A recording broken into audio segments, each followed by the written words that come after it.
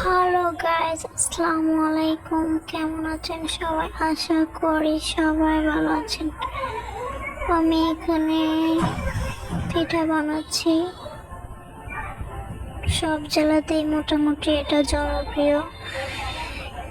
বৃষ্টির সময় এই পিঠাটা বেশি বানানো হয়, যেহেতু রোদ্রে পিঠা খেতে ভালো লাগে না, অনেক সময় প্রবলেম হতে পারে। এই জন্য ঠান্ডা ঠান্ডা দিনে এবং কি শীতের দিনে এই পিঠাটা খুবই জনপ্রিয়। তো আমি এটিকে অর্ধেক পিঠা বানিয়ে নিয়েছিলাম, এখন এটা উল্টিয়ে দিচ্ছি। কার কার চাপা পিঠা পছন্দের অবশ্যই কমেন্ট করে জানাবেন। আপনাদের এখানে কিভাবে বানায়? আমাদের এখানে এইভাবে বানাচ্ছি।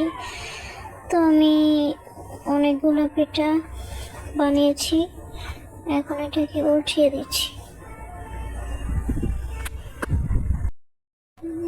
আমার মতো কার কার চাপা পিঠা খেতে খুব ভালো লাগে এবং পছন্দ অবশ্যই কমেন্ট করে জানাবেন, এবং আপনাদের জেলায় কিভাবে বানান সেটা আমার সাথে শেয়ার করবেন।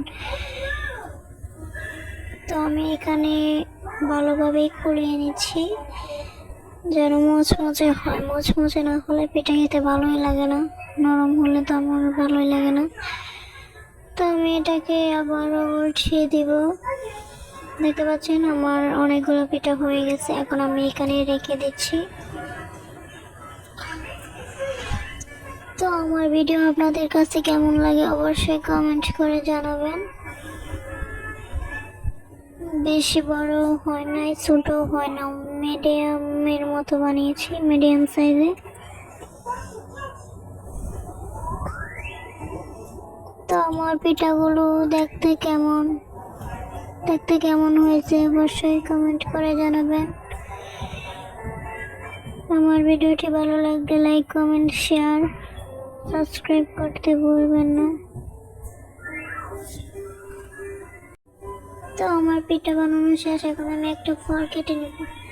এই হচ্ছে আমার ড্রাগন ফল, অফ ক্যামেরায় আমি কেটে নিয়েছি। অবশ্যই জানাবেন। এইগুলোর কালারটা তো অনেক সুন্দর হয়েছে, তেমন একটা মিষ্টি ছিল না।